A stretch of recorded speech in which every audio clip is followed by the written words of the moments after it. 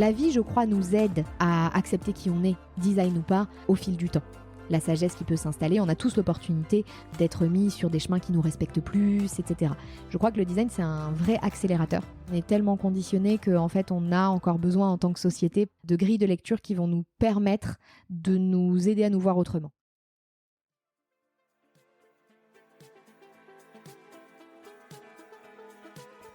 Hello, moi c'est Victoria, une éternelle optimiste qui tente de placer l'émerveillement au cœur de l'écologie. Chaque semaine, je tends mon micro jaune à une personne qui m'inspire pour poser mes questions sur ce qui fait nos vies. À travers le parcours audacieux de mes invités, je questionne la confiance en soi, le sens d'une vie, l'amour, la liberté, l'écologie, bref, autant de sujets qui traduisent un monde qui bouge et qui rythme nos vies. Tout de suite, je t'invite à emprunter un nouvel œil pour regarder le monde et la vie sous un autre angle. J'ai bien ma carte. J'ai toujours peur d'oublier de mettre la carte SD. Mon Dieu. Ça m'est jamais arrivé de l'oublier, mais je sais maintenant que c'est que une t'en chose qui parles, peut hein. arriver. Et puis... Je vais tenir le micro parce que j'ai pas l'habitude. Et oui, c'est vrai. T'imagines? Non, le micro. Moi. Je l'avais qu'une fois. Deuxième fois que tu tiens un micro. Le micro jaune. Et tu vois, si tu le tiens bien ici, là, c'est parfait, on entendra bien ta Comme voix. ça, c'est bien. Ouais, c'est trop bien. Ouais. Bah écoute, let's go. Est-ce que t'es prête, Mélissa? Oui. C'est parti. C'est parti.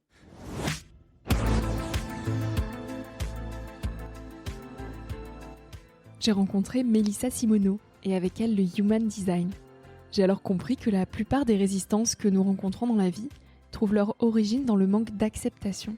L'acceptation de nos particularités, de nos différences, de nos faiblesses, de nos atouts. Et identifier ce qui nous rend uniques et différents, ça amène inévitablement à plus de respect et d'amour.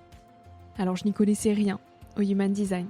C'est pour ça que Mélissa m'a proposé de prendre un cas concret en décrivant ma personnalité. Et je dois t'avouer que je suis encore très bluffée par autant de précision. J'ai pris une sacrée claque et c'est pour ça que cet épisode est un peu plus long que d'habitude. Dans une société qui véhicule des repères homogénéisés et qui laisse si peu de place à l'individualité, le Human Design est un outil incroyable pour approfondir la connaissance de soi. Avec Mélissa dans cet épisode, on parle de différence, de connaissance de soi et de Human Design. J'espère que cette écoute t'aidera à identifier ce qui te rend unique. Salut Mélissa. Salut Victoria. Je suis très heureuse d'être avec toi, d'être chez toi et de faire enfin ta connaissance. J'ai beaucoup entendu parler de toi récemment. Tu as plusieurs saisons de vie. Tu es vraiment multicasquette et je crois que c'est ça que j'aime beaucoup chez toi. Tu as été attachée de presse dans la mode, cofondatrice d'un bar à cocktails, coach sportif aussi. Et tu as vécu entre Marseille, Londres, New York, Paris, là plus récemment Anglette dans le Pays Basque où on se retrouve. Et tu as surtout rencontré le Human Design qui a été un vrai déclic pour toi. On en entend beaucoup parler aujourd'hui et je crois que tu es une des personnes qui en parle le mieux. Donc je suis très heureuse qu'on puisse faire cet épisode sur ce sujet aujourd'hui. Tu as récemment publié un livre on vient de faire le calcul, mais 7 jours d'écart avec mon livre une semaine après, qui s'appelle « Libérer votre potentiel grâce au Human Design ». Donc on va en parler dans cet épisode. Mais avant toute chose, Mélissa, comme à chacun de mes invités, je vais te poser la question d'introduction du podcast. Qu'est-ce que la vie t'a appris jusqu'à aujourd'hui ? Merci de me recevoir. Je suis très contente de me recevoir sur ton podcast, parce que je te reçois chez moi. Oui. Très contente de faire ta connaissance. C'est une vaste question, cette question signature. Je dirais que ce que la vie m'a appris et qui est vraiment en lien avec ce que tu disais par rapport à mon parcours varié jusqu'à aujourd'hui, notamment professionnellement, c'est que tout est transformation dans un parcours.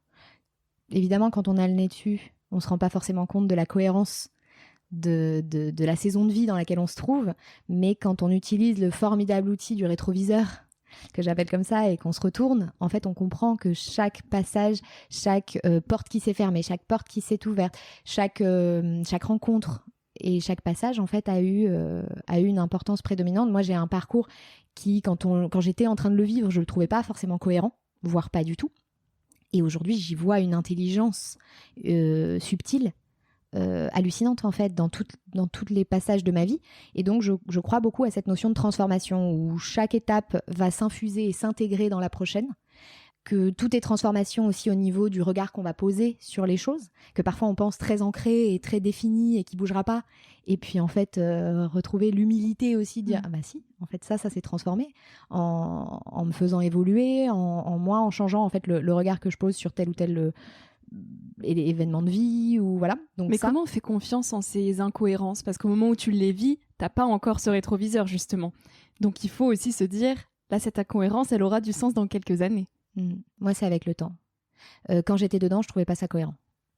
Tu vois, quand j'ai compris après 2 ans de coaching sportif qu'une nouvelle fois, ça ne m'animait plus, c'était pas ma voie. En tout cas, ça n'était plus ma voie, parce que je crois pas qu'on ait qu'une seule voie pour la vie.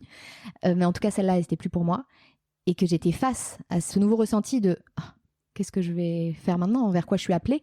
Et à ce moment-là, vraiment, j'étais appelée par rien. Bah là, j'avais pas vraiment confiance. Comment on l'accueille, ce rien? Ça a été très compliqué. Puis moi, j'ai une grande part de moi qui peut être très mélancolique, très émotionnelle, très dans le drame, tu vois, et à me rouler dedans. Et on pourra en parler parce que c'est quelque chose qui fait partie de mon design. Donc, c'est mon émotionnalité. Et le design m'a permis de me réconcilier avec cette partie-là de moi. Mais à l'époque, c'est quelque chose que je jugeais. Et donc, pour moi, réaliser à ce moment-là que ma 3e vie professionnelle n'est pas la bonne, ça a été hyper pénible. Je sais pas comment je l'ai accueilli. J'ai été soutenue par mon compagnon qui a pu, j'ai eu la chance en fait qu'il puisse prendre le relais sur plein de choses, notamment financièrement, tu vois. Mais c'était très déstabilisant. J'avais vraiment l'impression de reproduire en fait, de jamais m'en sortir. Tu vois, il y avait et de revenir à zéro. Ouais, à ce moment-là, je voyais pas la logique et j'avais vraiment la sensation d'un vide. Je savais ce que je ne voulais plus. Je n'avais aucune idée de ce que je voulais. Je te parle de ça comme si ça avait duré hyper longtemps, pas du tout. Ça a été quelques mois, mais à mon échelle, c'était très... j'ai tellement besoin d'être animée, tellement besoin d'être passionnée que ce vide, il était très compliqué à accepter en fait. Et je m'en suis accommodée et aujourd'hui, je le regarderai différemment. C'est là où je parle en fait de transformation. Et pour répondre à ta question précédente, en fait, c'est quand on se retourne, il n'y a que l'expérience qui peut nous montrer à quel point on peut avoir confiance en la justesse et la pertinence de chaque moment de vie. Même ceux qui nous paraissent comme ça, au moment où on y est, insignifiants. Qui semblent anodins. Ouais. Moi, c'est mon expérience qui m'a appris ça. Je ne pourrais pas imaginer d'avoir cette exigence de Mélissa à 22 ans, d'avoir cette sagesse-là. Elle ressemblait à quoi, la Mélissa de 22 ans? C'était quoi tes rêves à cet âge-là? Alors, à 22 ans, je sortais d'école de commerce. J'étais sur mon parcours hyper tracé. Donc moi, depuis longtemps, je savais que je voulais être attachée de presse dans la mode. Ce que tu as été. Ce que j'ai été. C'était pas le regard que je portais dessus à l'époque, mais aujourd'hui, c'était quelque chose qui venait vraiment d'une attirance pour ce monde-là qui me faisait rêver, que je connaissais pas de l'intérieur. C'est quoi qui te faisait rêver dans cette idée-là? C'était le côté magique de ce milieu-là, quand on le fait dans des maisons qui ont beaucoup de moyens. Moi, par exemple, j'ai travaillé pour Chanel, donc et avant ça dans une agence qui s'occupait de jolis budgets. Et donc il y a des jolis défilés, il y a des célébrités au premier rang des défilés, il y a tout ce côté-là, tu vois, d'apparence, de prestige, de waouh en fait. Et moi, ça m'impressionnait beaucoup. Ça a pas un effet forcément sur tout le monde, mais moi, ça avait un effet très attractif sur moi à l'époque. J'ai fait cette école de commerce pour m'ouvrir le plus de portes possible, comme beaucoup de gens. Donc j'ai décroché ce stage chez Chanel et j'ai été complètement enchantée par l'expérience. En plus, on peut pas rêver mieux. Enfin, tu vois, t'es dans la mode, t'es chez Chanel, t'es à New York. Ça cochait toutes les cases en fait pour lesquelles j'avais vraiment travaillé. J'ai eu un parcours sans aucune accroche jusqu'à mes 25 ans. Tout ce que j'ai voulu obtenir, tout ce pourquoi j'ai travaillé, tout ce que j'ai visualisé, toutes les maisons dans lesquelles j'ai voulu travailler, tout s'est mis en place en fait. Voilà. Et donc à 22 ans, eh bien, je rentrais de New York et je cherchais un job. Malheureusement, j'ai pas pu à ce moment-là réintégrer Chanel directement, mais donc c'est resté une obsession, tu vois, après mon stage. Et j'ai obtenu un super premier job dans une agence de relations presse qui travaillait avec des maisons de mode et de luxe. Et donc j'ai eu cette première expérience très formatrice avec ma manager continue d'infuser, tu vois, sa méthodologie à l'intérieur de moi. Aujourd'hui, 4 vies professionnelles plus tard. Mais ça a commencé à être le début de la réalisation de c'est peut-être pas tout à fait ma place. Et donc tu dis que jusqu'à tes 25 ans, tout a roulé de manière assez parfaite. Qu'est-ce qui s'est passé à 25 ans? Quel premier déraillement tu as vécu? Eh bien, c'est que suite à cette expérience-là de 2 ans en agence, j'ai pu enfin obtenir un poste chez Chanel, donc retourner dans cette maison qui me faisait rêver. Et pour moi, c'était très, très important de l'intégrer hors stage, tu vois, d'y avoir un emploi. Et donc, j'ai eu ce job dans les relations presse, aux célébrités, tu vois, donc vraiment pour m'occuper uniquement de tout ce qui concerne les célébrités, les actrices, les chanteuses, etc. Et organiser des super beaux événements, voyager dans le monde entier. Moi, dans mon job précédent, j'avais pas voyagé. Et là, 15 jours sur le job et déjà, j'étais dans un avion. Et ça a été ça pendant 1 an. Et puis, en fait, en le vivant, je me souviens avoir ressenti à plusieurs moments, tout en me battant, voulant faire mes preuves d'une façon, mais vraiment pas forcément alignée, tu vois, quand je me revois. Il y avait une partie de moi qui se disait, j'espère que j'aurai pas de CDI. Parce que si j'ai un CDI, je voyais les filles qui étaient là depuis 10 ans, 20 ans, 30 ans. Je me disais, si j'ai un CDI, je partirai jamais, en fait.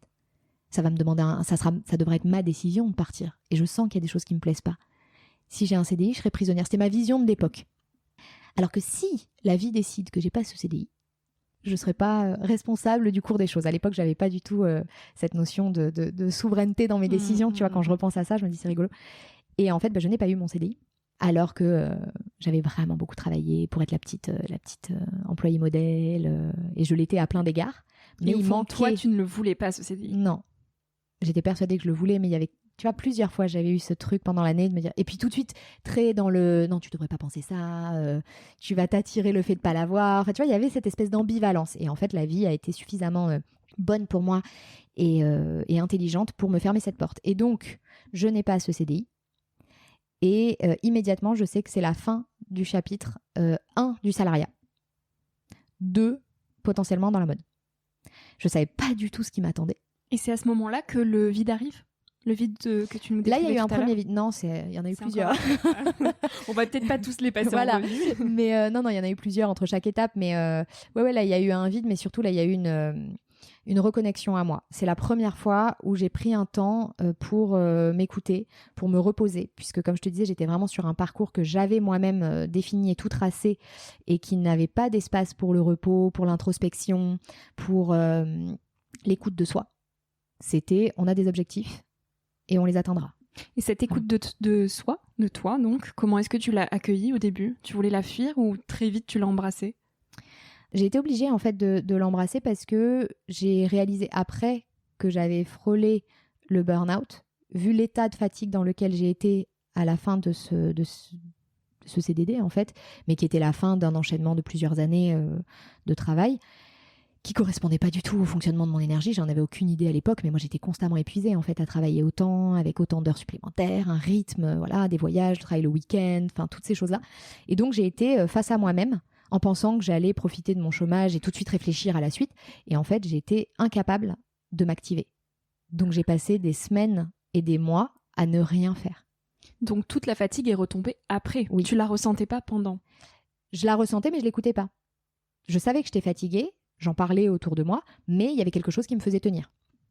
Et par contre, quand ça s'est arrêté, là où tout le monde alors tu vas faire quoi après? C'est quoi la suite? Et puis même une certaine forme de pression, parce que même si j'avais de la marge de manœuvre avec le chômage, tu te dis tout de suite, bon, tic-tac, tu vois, le temps est compté. Et en fait, j'en étais complètement incapable. Donc il y a eu des mois de repos, de rien. Je crois pas avoir été très stressée à cette époque-là. Tu vois, ne serait-ce qu'au niveau financier, etc. Mais plus par un peu un manque de quelque chose qui m'anime.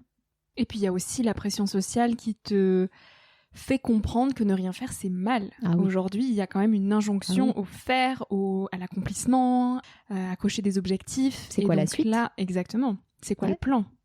Et là, t'avais pas de plan. Et j'avais pas de plan. Et c'est là où, en fait, je suis rentrée dans le bateau en route de mon compagnon de l'époque qui donc créé, lui, son restaurant bar à cocktail. Et donc, je l'ai accompagné sur le démarrage de ce projet. C'était très excitant pour moi. Et là, j'ai retrouvé quelque chose qui m'animait. Il y avait de la nouveauté, il y avait de l'activité, tu vois, dans le quotidien. Et en parallèle, comme ça me prenait pas tout mon temps, c'est là où j'ai recommencé à m'occuper de moi, à prendre soin de mon corps. J'ai repris le sport. J'avais eu une période de ma vie où j'en faisais beaucoup. Et puis avec mon travail, rien du tout. Donc, je me suis reconnectée à mon corps, à mon bien-être, à ce qui me faisait du bien. Et c'est grâce à cette reconnexion que tu as découvert notamment le Human Design.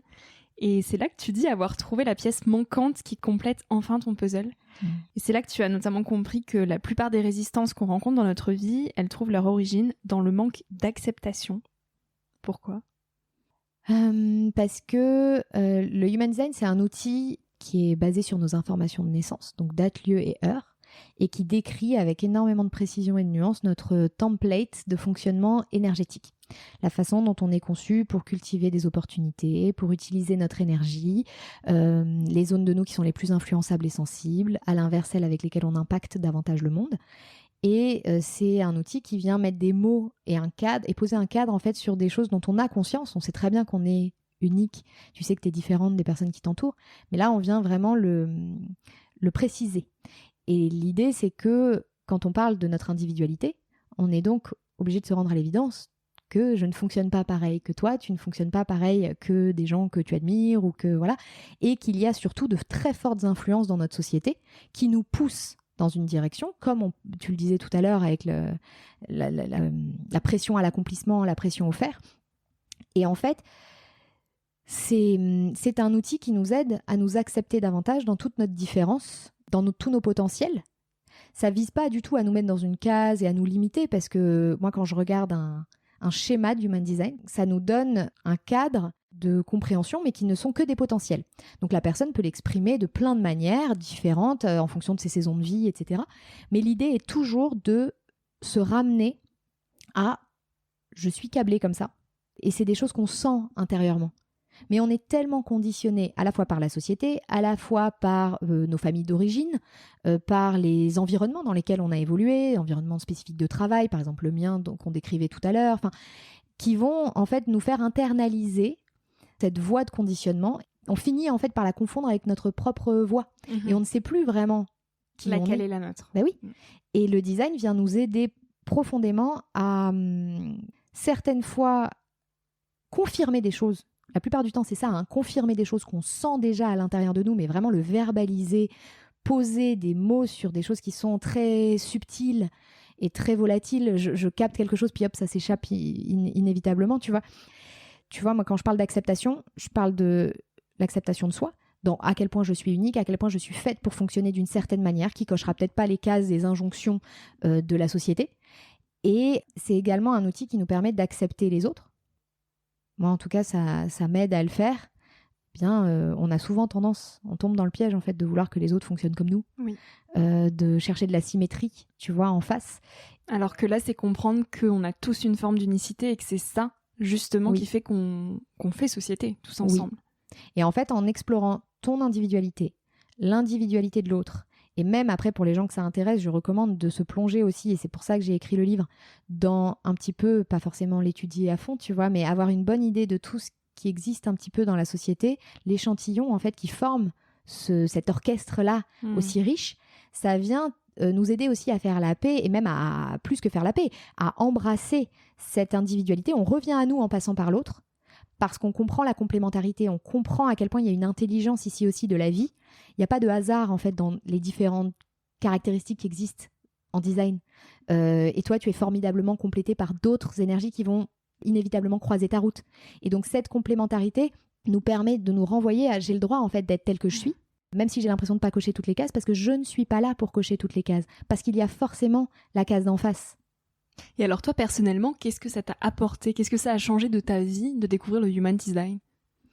Ça m'a permis d'abord de me réconcilier avec mon fonctionnement déjà d'un point de vue énergétique. Tu vois, j'ai compris notamment pourquoi j'étais aussi fatiguée quand j'étais dans un emploi salarié avec un tel rythme, parce que par exemple, moi, mon design parle du fait que j'ai une énergie extrêmement fluctuante, avec un côté très sprinter, et le fait que je ne suis pas là pour faire tout le temps. Et on vit dans un monde qui est énormément basé sur l'action, le faire et la durabilité de l'énergie. En fait, c'est constant. Et moi, je coche pas cette case-là.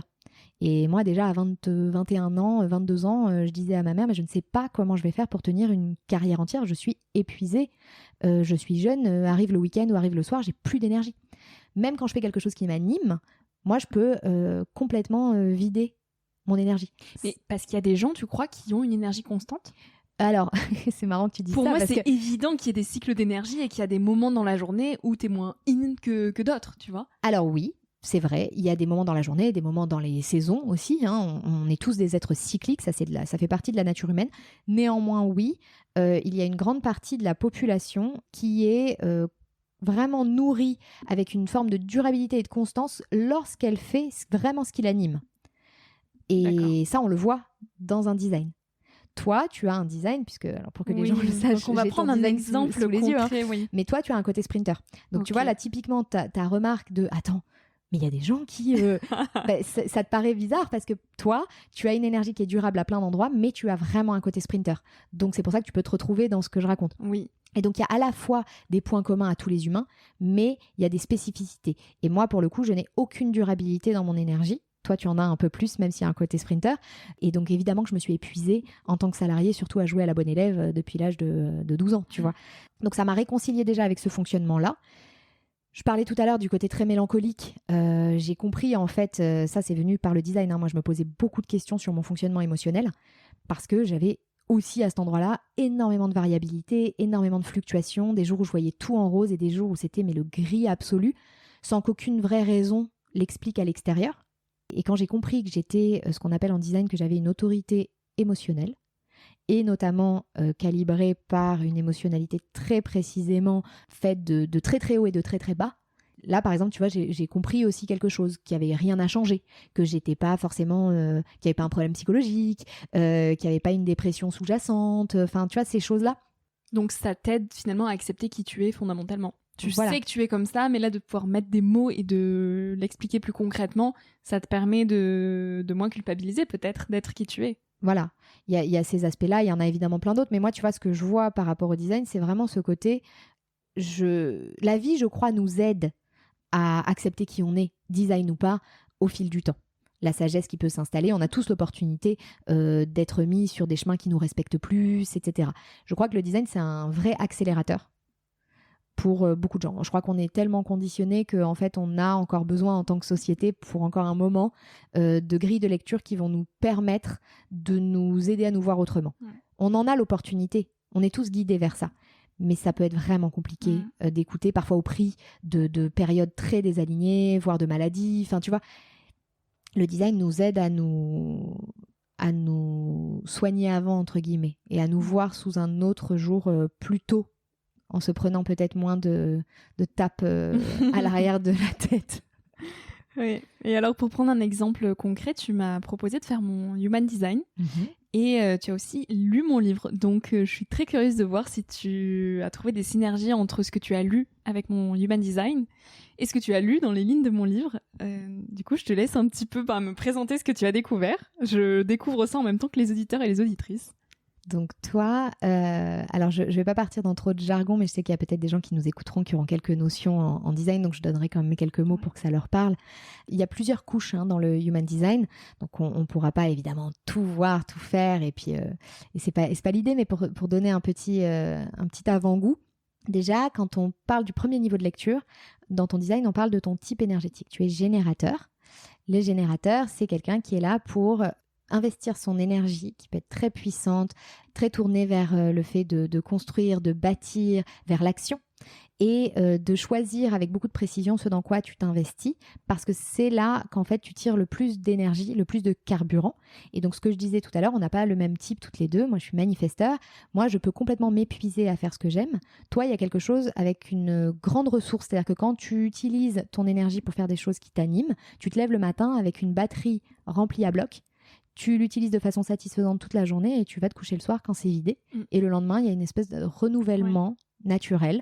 Mais ça passe vraiment par ce qui te donne de la satisfaction, ce qui te prend dans les tripes, ce qui t'illumine et ce que tu sens qui résonne vraiment en toi. Et tu n'as pas du tout le même niveau d'énergie quand tu pars depuis une construction de « il faut, je dois, c'est le moment de faire ça » alors que tu sens que ton corps n'y répond pas. Et chez toi, il y a quelque chose qui doit absolument être lié aux tripes, à ce qui naît en toi depuis un espace qui est bien différent que l'espace intellectuel. Tellement, vraiment, tellement. Et pour que les auditeurs et auditrices se reconnaissent dans un type ou un autre, toi, tu nous disais que tu étais manifestor. Ouais. Quelle est la différence justement entre manifestor et générateur ? Alors, il y en a plein. On ne pourra pas toutes les lister, mais globalement, déjà, à l'échelle de l'énergie, c'est la durabilité. Le générateur, globalement, même si toi, dans ton design, il y a une précision sur une couche un peu plus profonde qui te rend sprinteuse, globalement, si on reste à la surface, le générateur, il y a une durabilité dans l'énergie. Tu fais ce que t'aimes, tu génères, c'est ça le mot, tu génères plus d'énergie qui entretient ta vitalité, qui entretient aussi ton magnétisme, tu attires plus d'opportunités à toi, et toi, tu peux recommencer comme ça et sentir en toi ce qui te nourrit. Le manifesteur, il y a un côté très fluctuant dans l'énergie, il y a une nature sprinteuse plus, et là où tu vois, il y a une différence aussi dans un aspect qu'on appelle la stratégie en design, parce que ça a beau venir de nos informations de naissance, c'est un outil qui est extrêmement concret dans la façon dont on peut l'utiliser dans notre vie. Et l'idée, bien sûr, c'est important de le préciser, c'est pas de croire ce que je raconte comme... c'est pas un dogme, c'est pas un ensemble de croyances, c'est vraiment quelque chose qui nous invite à l'expérimentation et au ressenti. Et donc la stratégie nous permet d'avoir des outils concrets pour aller tester tout ça dans le réel et voir si ça nous parle ou pas. Et prendre ce qui nous parle et laisser le reste. Et toi, en tant que générateur, ta stratégie, c'est de suivre ta réponse viscérale. Donc, qu'est-ce qui se passe dans tes tripes qui t'anime et qui te donne envie d'y aller? Et donc, toi, tu réponds à quelque chose qui se présente à toi dans ton environnement, quel qu'il soit. Une rencontre, un objet, une odeur, un son, qui peut déclencher en toi quelque chose qui va te donner le go, le feu vert de « Oh waouh, j'ai envie de m'investir là-dedans ». Ça, c'est ta stratégie. Et tu dois vraiment, plutôt que de suivre ce que tu te racontes intellectuellement ou les plans que tu peux faire sur l'avenir, tu dois plutôt te connecter à ce qui t'anime aujourd'hui, là, maintenant, tout de suite. Qu'est-ce qui te fait naître de la lumière et un feu intérieur dans tes tripes pour choisir ce dans quoi tu t'engages. À l'inverse, moi, en tant que manifesteur, c'est pas forcément une réponse à quelque chose qui se présente dans mon environnement. C'est vraiment suivre une pulsion, quelque chose qui vient indépendamment de l'environnement et qui vient tout seul. Le manifesteur a vraiment un côté initiateur, là où le générateur répond à ce qui se présente. D'accord. Ce qui ne veut pas dire que le générateur ne peut pas être aussi leader et initier des choses, mais il doit initier depuis un espace de quelque chose s'est présenté à moi, d'une manière ou d'une autre, ça a fait écho. Il y a eu un miroir à l'intérieur de mon ventre qui m'a donné la pulsion. C'est pas je me lève avec une idée et je la passe à l'action. Ça, c'est le piège en fait du générateur. C'est j'ai une idée qui me passe par la tête et donc pas par les tripes. Et tout de suite, je me dis il faut que je passe à l'action. Non, si tu as une idée, je la laisse flotter. Toi, tu peux en avoir des tonnes. Oh, ça. Mais pour qu'elle soit juste et avant d'investir ton énergie et le faire de la bonne façon, ce que ton design nous indique, c'est attends que quelque chose se présente dans ton environnement et qu'il vienne faire un écho, mais peut-être très subjectif, que toi seul pourrais capter. Mais tu avais une idée de faire un truc, puis tu vas écouter un podcast ou lire un livre ou te balader en nature et pouf, il y a un truc qui va venir te rappeler. Et là, il y a un feu vert qui s'ouvre à l'intérieur de ton corps. Là, après, tu passes à l'action. C'est les petits signes de la vie qui se mettent en synchronicité pour te confirmer que oui, ok, c'est ça, il faut y aller. Toi, t'es vraiment le type des synchronicités et des signes de la vie. Parce que si ça fait écho en toi, c'est le bon moment. Par contre, tu peux aussi avoir des idées. Et puis, en fait, quand tu vas croiser quelque chose qui va venir sur ton chemin, à l'intérieur de ton ventre, ça peut se fermer et t'envoyer le signal que, bah non, c'est pas ça ou pas le moment. Parce qu'il y a un vrai timer aussi. Donc, tu vas avoir, toi, t'es faite pour suivre en fait ce qui s'ouvre ou qui se ferme à l'intérieur de ton corps. Ton corps est ta boussole. Ton ressenti viscéral te guide vers les bonnes personnes, les bonnes activités, les bonnes opportunités, mais surtout le bon moment. Rien n'est jamais figé. Demain, tu peux te fermer à une proposition. Le mois d'après, pouf, ça y est, ça s'ouvre et tu sens dans ton corps que là, l'énergie est disponible. Donc, il y a une espèce de lâcher prise dans ton design à toi, de te remettre à ce qui se passe dans ton niveau d'énergie. Parce que ton corps t'indique à chaque instant ce pourquoi tu es disponible. Et ton mental va t'indiquer parfois tout le contraire.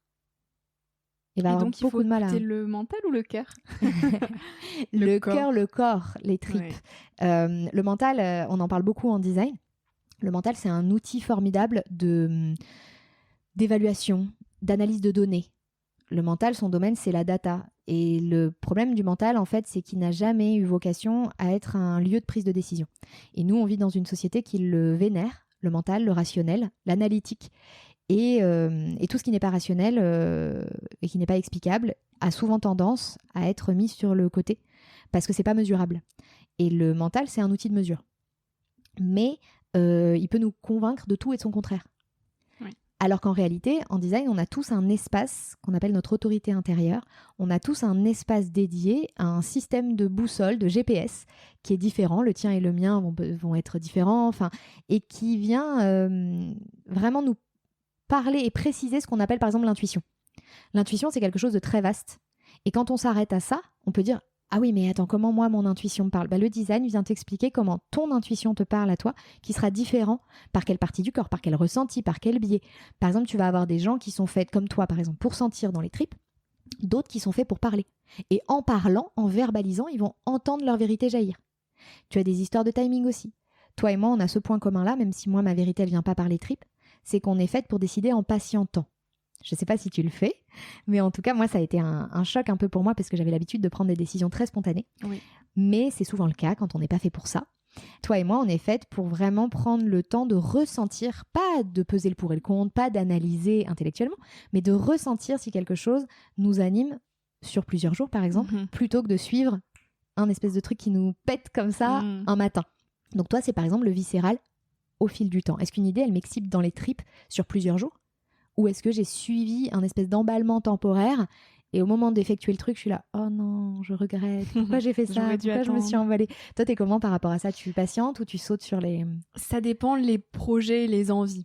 Il y a plusieurs niveaux d'envergure. Tu vois, là, je mets un pied dans la navigation. Je suis absolument passionnée par cet univers et j'ai envie de faire une transatlantique, tu vois. Et je sais que là, c'est un vrai truc qui me tient parce que j'y pense depuis des semaines. Tu vois, et c'était pas juste hop un stage de navigation, j'ai envie de faire une transatlantique et puis au final une semaine après j'ai plus l'envie. Là je sais que c'est quelque chose qui se mature, qui se construit sur du long terme et je sais que c'est juste, tu vois, mais il y a eu un temps de réflexion. Je sais pas encore quand est-ce que je la ferai, je sais que je la ferai. Tu vois, le documentaire Shimla là que je réalise avec Johan, cette idée de repartir en Inde mais sans avion, elle a maturé longtemps. J'ai eu cette envie, je me suis levée un matin en me disant j'ai vraiment envie de faire ce documentaire, mais ça a mis des mois et des mois pour se construire, pour que ça se fasse de la manière la plus juste possible. Par contre, à plus petite échelle, il y a des pulsions que je peux avoir au quotidien qui parfois me mettent dans des situations. Alors là, j'ai pas d'exemple. Je pourrais y réfléchir, mais j'ai pas d'exemple concret. Mais ouais, des petites pulsions de ah tiens, il faut que j'envoie ce message à telle personne et puis après je me dis non, tu savais que t'allais pas le faire, tu vois. Donc j'y travaille, ouais. C'est vrai que j'ai des pulsions parfois que je laisse pas assez maturer, je pense. Parce que j'ai cette boulimie en fait de vie, tu vois. Mais ça peut être intéressant pour toi de voir justement, et tu l'avais compris toute seule, ce que j'expliquais, tu vois, souvent avec le design, c'est des confirmations plus que des surprises. Toi, c'est vrai que la clarté pour toi, quelle qu'elle soit, vient au fil du temps, c'est ce qu'on dit. Donc moi, par exemple, ce que je t'encourage à faire et que je fais moi-même avec cette autorité émotionnelle qu'on partage, c'est j'écris des brouillons de messages parce que ça a besoin de sortir de moi, donc ça va me faire du bien. J'écris le brouillon du mail, le brouillon du message, etc., mais j'envoie pas. Et je le regarde le lendemain, après une nuit de sommeil. Nous, on est vraiment, on a un design où la nuit porte conseil, c'est pour nous. Mais par exemple, tu as des tas de gens sur cette planète qui ne sont pas du tout faits pour patienter et qui sont faits pour suivre une spontanéité, alors pas intellectuelle, mais une spontanéité viscérale ou une spontanéité intuitive à un autre endroit, enfin plus subtile. Parfois, c'est pas dans le viscéral, mais tu vois, ça va se manifester d'une autre façon. Et ça, on peut en parler très spécifiquement dans leur design. Et ces gens-là, s'ils patientent, eux, pour le coup, ça les dessert énormément. D'accord. Et ils sont faits pour surtout pas attendre que la nuit leur porte conseil. Ça, c'est quel type de personne ? Il y a un nom ? Alors, c'est des personnes, par exemple, qui vont avoir ce qu'on appelle une autorité intérieure splénique, qui, hors jargon, se dit intuitive. Parce que le viscéral, ça paraît intuitif aussi, mais c'est spécifiquement logé au creux du ventre, tu vois, dans le ressenti des tripes, alors que l'autorité splénique, intuitive, c'est plus subtil, c'est pas forcément dans le ventre, ça peut être, tu vois, un frisson, un écho, un ressenti, une justesse, une connaissance, mais en tout cas, il y a quelque chose de très spontané. Et donc, tu nous disais, il y a les générateurs ou générateurs ? Alors, en français, on dit générateur. Moi, dans le livre, j'ai tout mis en français, donc générateur, ouais. Les manifesteurs. Ouais. Les projecteurs. Et les réflecteurs. Les réflecteurs, il y en a qui peuvent être plusieurs. Il y a les générateurs, manifesteurs. Ah, alors, ça appartient à la catégorie des générateurs. 70% de la population est générateur. Et à l'intérieur, tu vas en avoir à peu près la moitié, qui est comme toi, générateur qu'on dit pur ou générateur simple. Et tu vas avoir générateur manifesteur, qui est un générateur au sens guidé par les tripes, par le viscéral et qui est fait pour répondre, mais qui va avoir un côté naturellement... souvent une énergie qui va être plus multitâche, même si quand on creuse dans le design, tu vois, on s'aperçoit que dans le tien, il y a un côté aussi très multitâche. Donc, c'est pas étonnant, même si tu es générateur pur.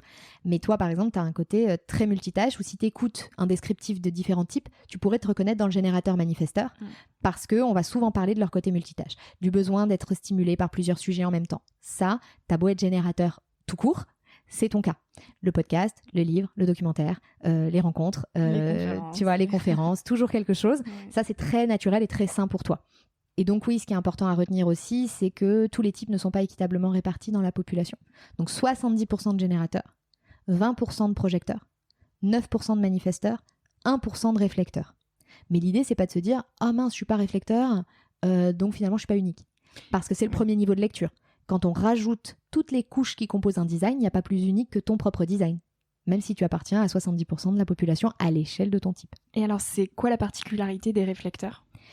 Les réflecteurs, c'est des êtres qui ont ce qu'on appelle un design complètement ouvert, c'est-à-dire qui est très réceptif et où en fait ils reçoivent énormément d'énergie du monde qui les entoure, donc ils sont très sensibles et en même temps ça les positionne dans une posture qui leur permet d'avoir une vision et de remarquer des choses que les autres loupent parce qu'ils sont pénétrés à plein d'endroits par plein d'énergie dans les environnements dans lesquels ils se trouvent, que ce soit les environnements géographiques ou les environnements sociaux.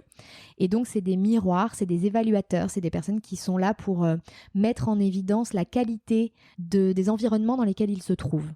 Donc, en résumé, c'est ça. Et c'est des personnes qui sont très fluctuantes parce que la façon dont elles se présentent au monde et dont elles se sentent va dépendre des personnes qui les entourent, des moments. Chez eux, c'est avec un niveau qui est extrêmement profond.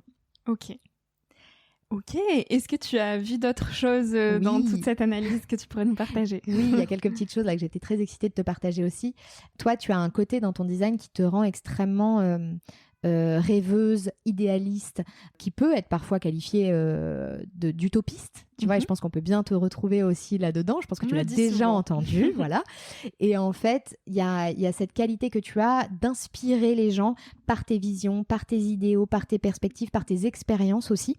Et ton défi, ton challenge, en fait, c'est vraiment de poursuivre uniquement les rêves, justement, et les envies dont tu as envie au fil du temps, ce qu'on disait un petit peu pour la transatlantique et tout ça, et de ne pas suivre des emballements qui seraient trop temporaires, parce qu'à ce moment-là, il y a cette espèce de boulimie qui arrive chez toi.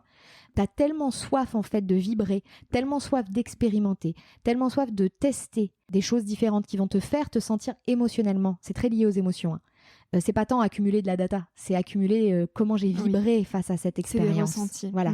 Accumuler une vaste palette de ressentis pour pouvoir ensuite aussi la transmettre. Parce que ce que tu partages a un impact extrêmement fort sur les gens et va leur faire vivre par procuration tout ce qu'ils pourront pas expérimenter dans cette vie, parce qu'on a chacun notre programme.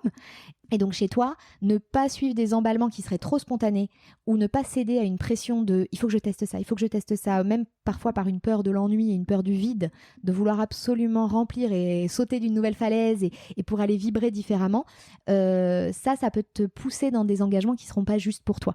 Et comme toi, tu as un aspect dans ton design aussi qui cherche l'engagement, qui cherche... Ah bon? Ouais, il y a le côté multitâche, mais il y a un côté où dans quoi est-ce que je peux m'engager? À quoi je peux répondre oui? Qu'est-ce qui m'appelle?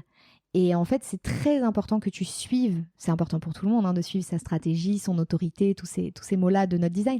Mais chez toi, vraiment, il y a tellement un potentiel d'aller mettre ton énergie dans quelque chose et parfois avoir du mal à l'en extraire, à le sortir. Donc, avant de t'engager, je patiente, puisque c'est comme ça que la clarté arrive, et je ne pars pas depuis un espace de l'idée que je me fais, par exemple, des choses. Toi, il y a un travail à faire au niveau des attentes et d'être toujours vigilante sur réussir à saisir, et on en parlait tout à l'heure en off avec la vie au Pays Basque, et c'est intéressant que tu parles de ça, et j'étais touchée par ça, parce que tu disais, la vie ici nous ramène, de par les modifications du temps à travers une journée, le temps météorologique, il nous ramène au présent. Et toi, tu as vraiment besoin de vivre au présent, d'abord, déjà tout le monde, mais particulièrement pour être à l'écoute de ton viscéral, mais aussi parce que chaque jour, chaque minute, chaque instant pour toi peut être un enseignement. Et un de tes ennemis, c'est les attentes que tu places sur comment un projet doit se dérouler, comment une aventure doit se dérouler, qu'est-ce que ça doit donner à la fin. Et ça peut vraiment t'amener de la déception, te faire passer à côté des plus grands enseignements parce que tu as loupé chaque minute, parce que tu étais focalisé sur quel sera le grand résultat.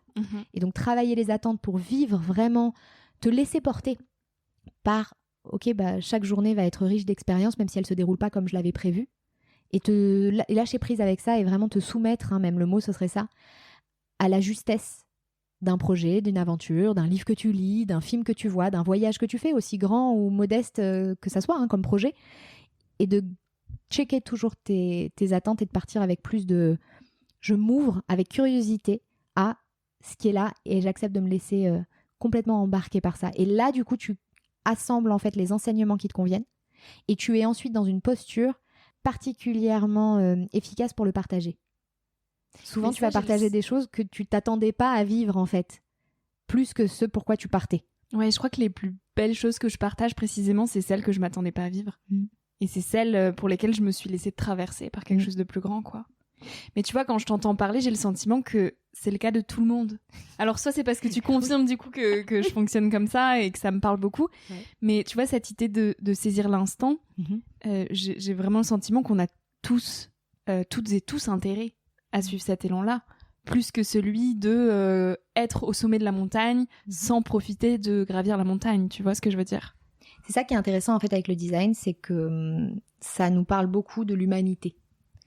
En nous parlant de nos individualités, ça nous parle énormément de l'humanité. Et on a beaucoup plus en commun que ce qu'on a en différence, même si on a tendance à l'oublier. Et oui, c'est important, bien sûr. Et la base du design, c'est de comprendre comment ton véhicule est câblé pour fonctionner.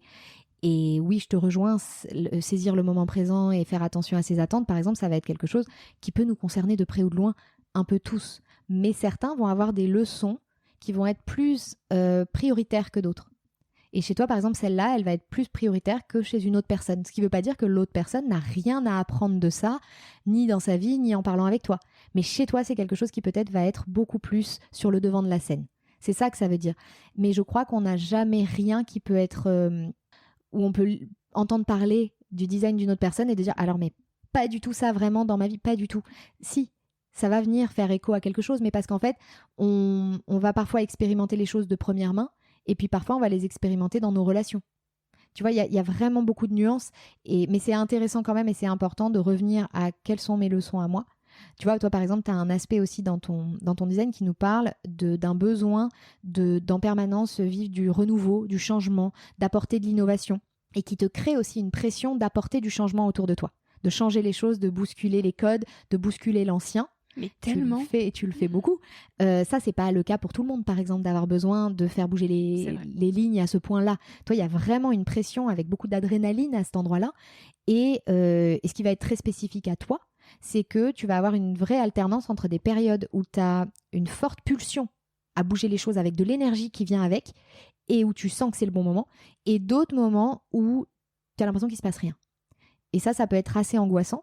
C'est intéressant quand on voit, par exemple, quand tu me parlais comment j'ai accueilli le vide, comment j'ai accueilli ces intersaisons actives, tu vois, parce que ça parle vraiment de toi, ça. Ouais. Et une grosse partie de ton alignement va passer par le fait d'accepter qu'il y a un interrupteur à l'intérieur de toi et que parfois, c'est le moment de tout transformer et que parfois, c'est un moment d'introspection, de retrait et où, en apparence, il n'y a plus d'action. Et d'essayer de gérer l'agitation qui peut venir avec ça. Tu vois, tu peux avoir le pied qui tape sous la table, mais il se passe rien, mais bah oui, mais ça fait partie de ton fonctionnement. Il y a un interrupteur et t'as pas la main dessus.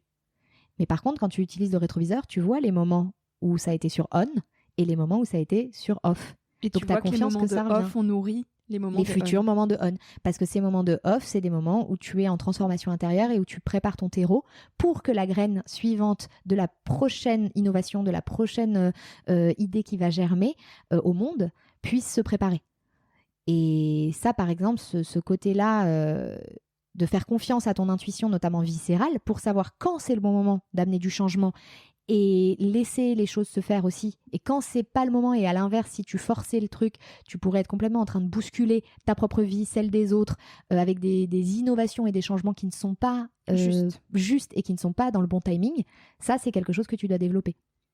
Que tu es sûrement déjà en train de faire, hein, mais à vie, ça reste un thème pour toi de savoir, est-ce que là, on bouscule les choses et on chamboule tout, ou est-ce que là, on est juste dans le phase préparatoire, il se passe rien, il se passe rien en apparence.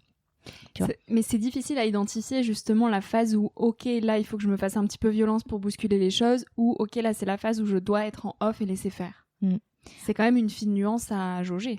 En fait, c'est là où on voit qu'en fait, notre design, parce que là, je suis sur des couches plus profondes qu'à l'échelle de ton type, par exemple, et le type vient avec une stratégie, mais on en revient toujours à ces niveaux-là, au premier niveau de lecture, et ce qui va t'aider à sentir quand c'est le bon moment, par exemple, pour agir, ou quand c'est le bon moment pour être dans quelque chose de plus introspectif, ça va être ton ressenti viscéral.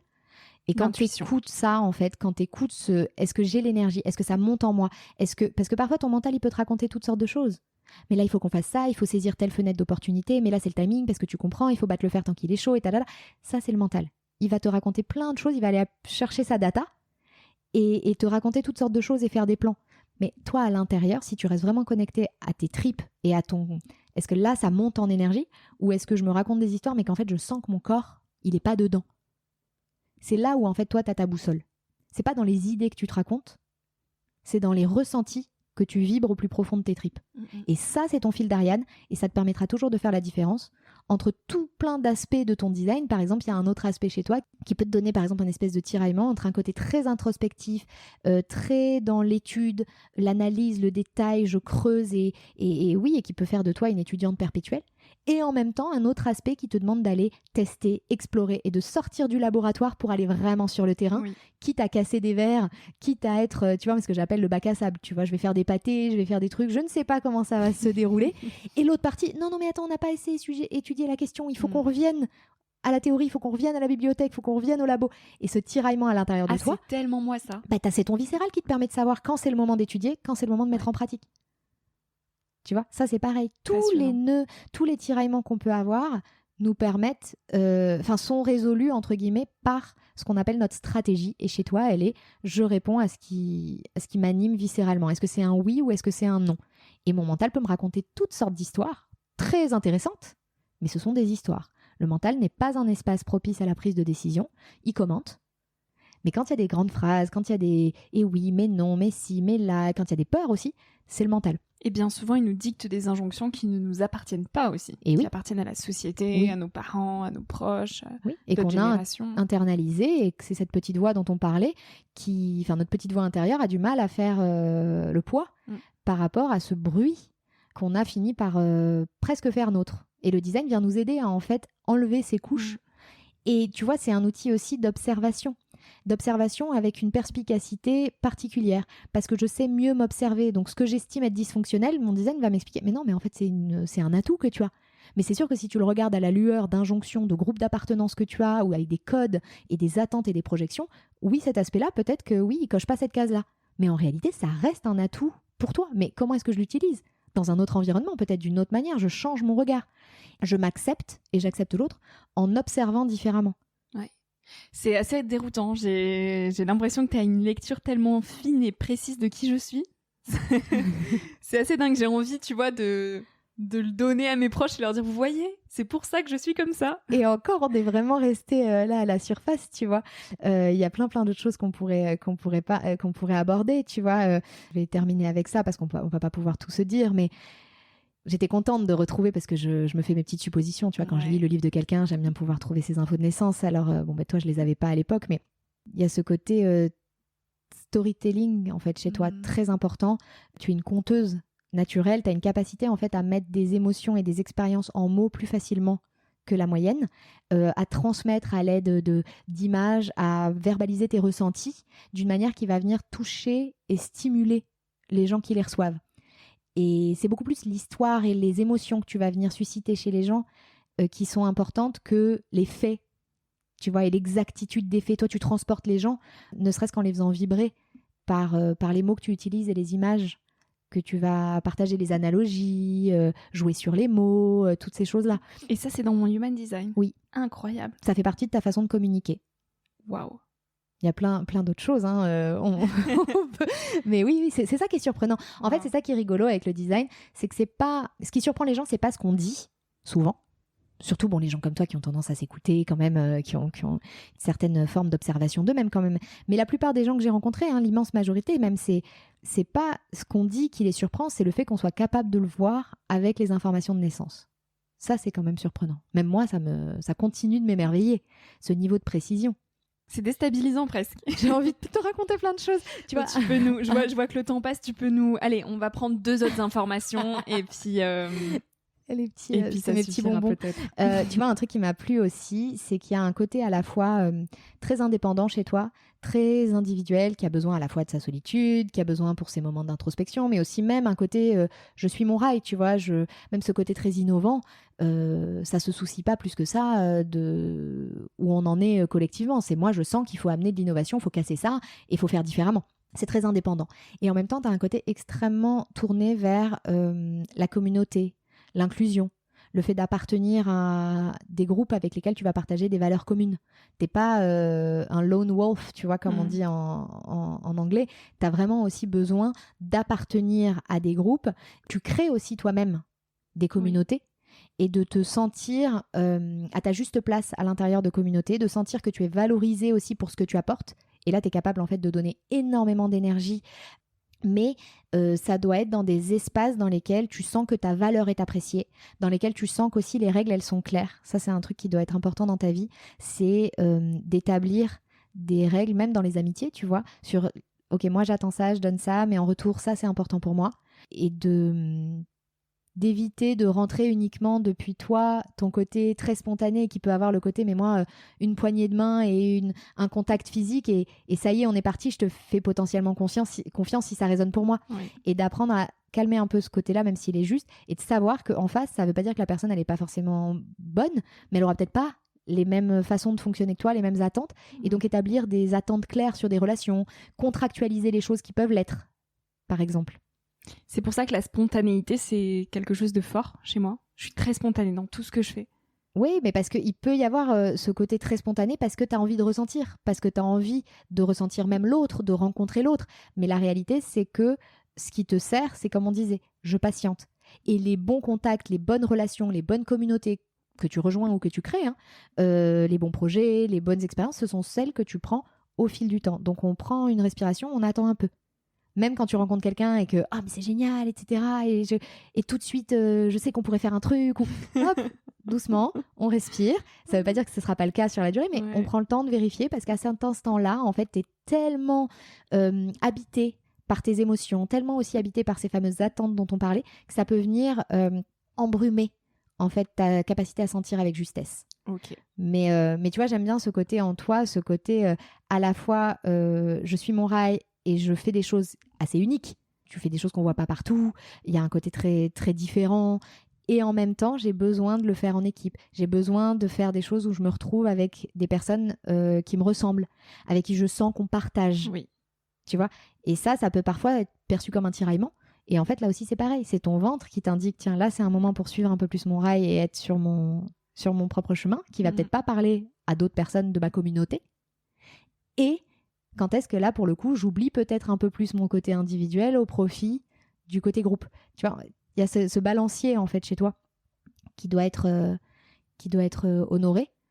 Et moi, j'adore ces parties-là, en fait, du design, où on a l'impression qu'il y a différentes parties qui se contredisent en apparence, mais qui, en fait, sont hyper intéressantes à observer comme des nœuds, comme des reliefs, tu vois, de notre fonctionnement.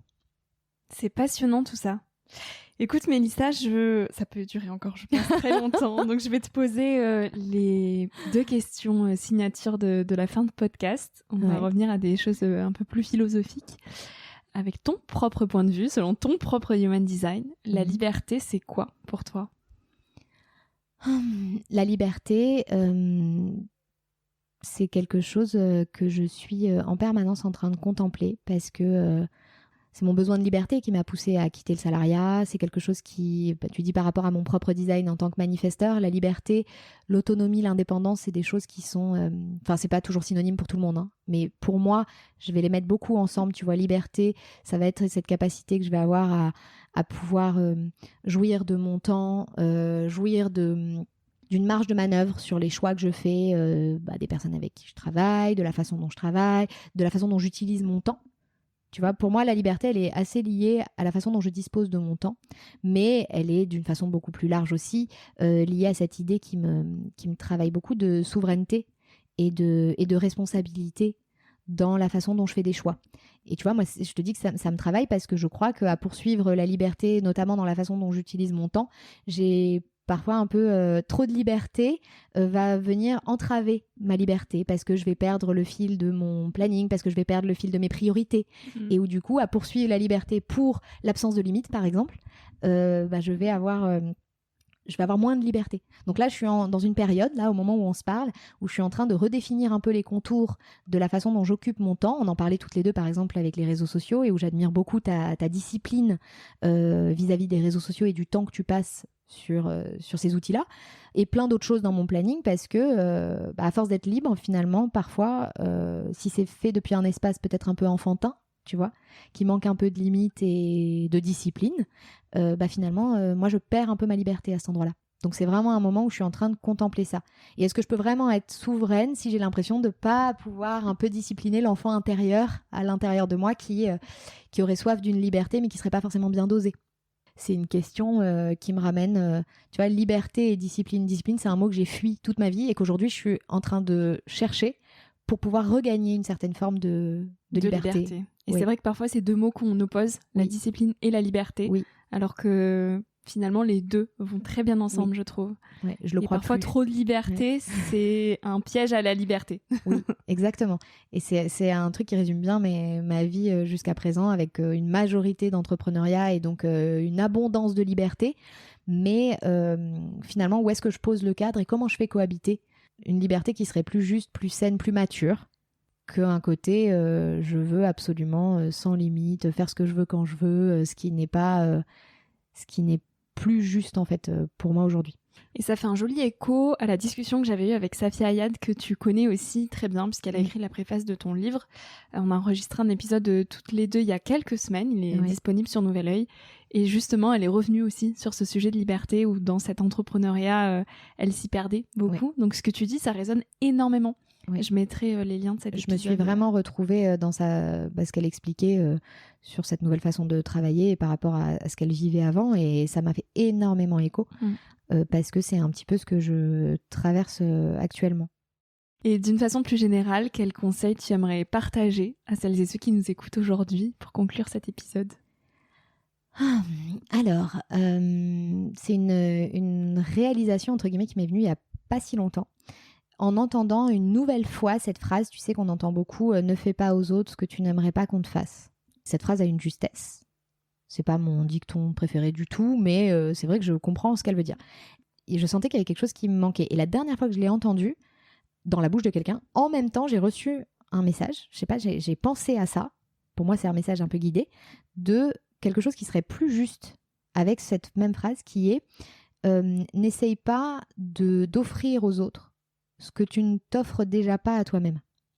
Parce qu'en fait, à plein d'endroits, on est en train de vouloir dire oui aux autres, de vouloir leur faire plaisir, être disponible, en prendre soin, peu importe, ou à répondre à des attentes, qu'elles soient justes ou qu'on se les imagine. Est-ce que moi, je prends soin de moi de cette manière-là ?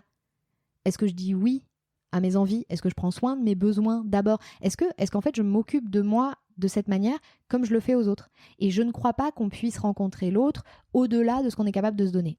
On peut se donner l'illusion qu'on est disponible aux autres et que c'est super et que c'est génial, mais je crois que si on ne l'est pas pour soi-même, mais vraiment profondément, avec une écoute de soi, est-ce qu'on peut vraiment écouter l'autre si on n'est pas capable de s'écouter soi-même dans une forme d'introspection où j'en suis ? Qu'est-ce qu'elle me dit, cette voix à l'intérieur ? Tu vois ? Et ça, c'est vraiment un truc qui me paraît important et qui nous permet ensuite de revenir à une générosité et une disponibilité aux autres, parce que le but, c'est pas de dire je m'occupe que de moi et de mes besoins. C'est parce que j'arrive vraiment à m'offrir ce dont j'ai vraiment besoin en cet instant, que je suis disponible d'une façon généreuse, authentique et depuis un espace qui est pour moi bien plus vrai et sincère que de donner parce que je me crois obligée, parce que je veux qu'on m'aime, parce que toutes ces choses-là qu'on peut tous rencontrer en fait. Et pour trouver cet espace en soi, le Human Design est un outil incroyable. Ça fait partie des outils, on raisonne certains plus avec d'autres, voilà. Mais oui, pour moi, le Human Design, dans sa capacité à nous observer, à nous connaître mieux, à identifier ce qui est vraiment nous, c'est un atout de choix, une grille de lecture extrêmement pertinente pour mieux savoir ce qui me correspond, comment je suis fait pour donner aux autres. On ne le fait pas tous de la même manière, on n'a pas le même impact et la même influence, tout le monde n'est pas là pour être au service de la même manière. Et ça aussi, c'est important d'en parler. Parfois, on a une seule vision de la générosité, une seule vision de la disponibilité. Parfois, dire non, c'est le meilleur service que tu puisses rendre à quelqu'un parce que tu lui rends sa permission de le faire aussi, dans sa vie. De le faire avec toi, mais de le faire avec d'autres. Tu vois ? Alors qu'on pourrait penser que rendre service, c'est être disponible et c'est dire oui. Donc il y a vraiment plein de choses comme ça, et moi c'est sûr que le design m'aide tous les jours à le faire, et les gens que je croise et qui résonnent avec cette approche aussi, il y en a plein d'autres. Mais cette phrase, voilà, elle m'a beaucoup touchée. Elle m'est venue comme ça et je me suis dit, ah tiens, ça c'est un truc, je crois que j'ai envie de le garder, quoi. C'est très riche tout ce que tu nous partages, Mélissa, et tout ce que tu nous as partagé dans cet épisode. Merci beaucoup pour tous ces outils, ça me parle beaucoup. Je suis émue parce que vraiment dans tout ce que tu m'as décrit de mon human design, je crois qu'il n'y a aucun trait sur lequel je ne me suis pas reconnue.